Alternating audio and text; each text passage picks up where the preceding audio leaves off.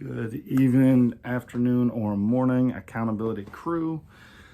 Welcome back. This is the Accountability Project, where we condense the pain of personal growth and development.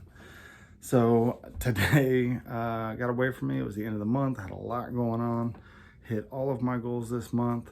Some of them by the skin of my teeth this evening, but got them done, including my reading. So today in the science of success, we talked about right thinking, accurate thinking is how he phrased it. And in this article, it talked about kind of dissecting into four different quadrants what we think about and learning to control and filter our thoughts. So the first thing was the ability to separate emotions from actual information. And this in itself is a skill set that takes a lot of time and effort and intentionality. And a lot of people do not have the ability to separate emotion from actual information.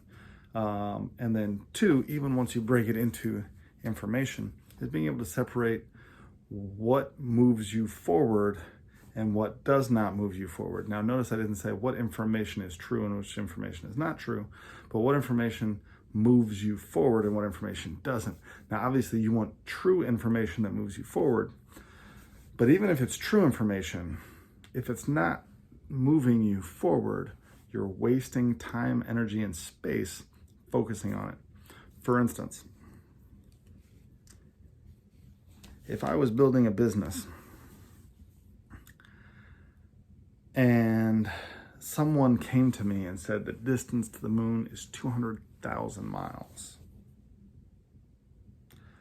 why would I spend any iota of time arguing that statement?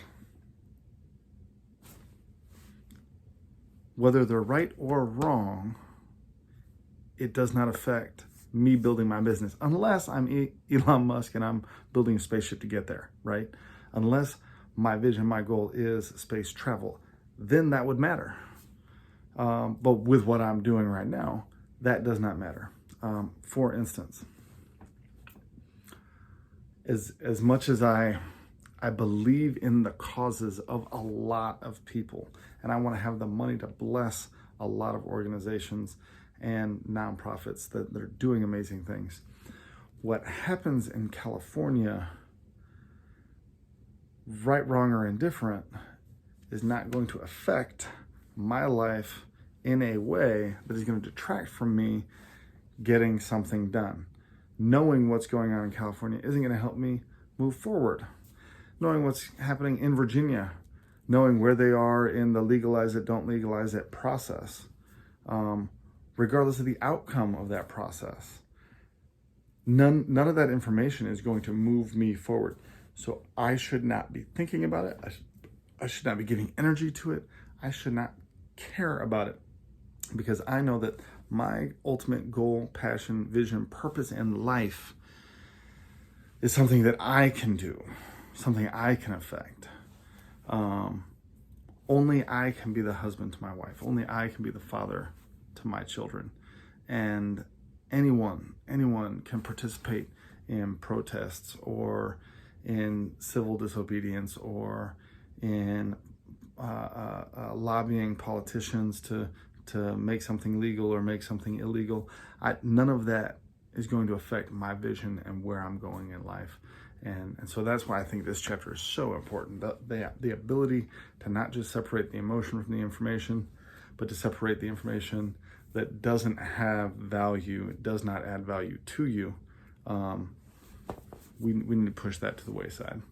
And then today we started the compound effect. I started with the acknowledgments and the preface. And there was a foreword written by Tony Robbins. Excuse me, why couldn't I think of his name? And part of the reason for that is, one, they both refer to Jim Rohn as a mentor, who's a phenomenal speaker, great motivational educator. And I can't stress enough how important that association is. Darren Hardy is kind of almost viewed similar as the Napoleon Hill of our generation, because he has interviewed all of the successful people. He has taken notes of all of the successful people. And so the compound effect, reading the acknowledgments, the forward, getting to listen to him talk about, ultimately, this is the compound effect is the distilled wisdom in 6 principles of what led to success for everyone that he interviewed, everyone that he's had the honor, the privilege to take the time to get to know. So I love reading those sections. That way it helps kind of give you the right mindset and framework to know how you should be reading a book. And so it lays out these are the 6 principles of success that, when applied, produce results. These aren't theories. These are things that he has lived out, because he has extracted them from all of the successful people that he's been able to interview working at Success Magazine. So this is a beautiful setup to an awesome book. I have read this book before, but it has been a long time, so I'm excited to get back into this book. Fired up for you all to be reading this book if you choose to read along with me. That being said, this has been the Accountability Project.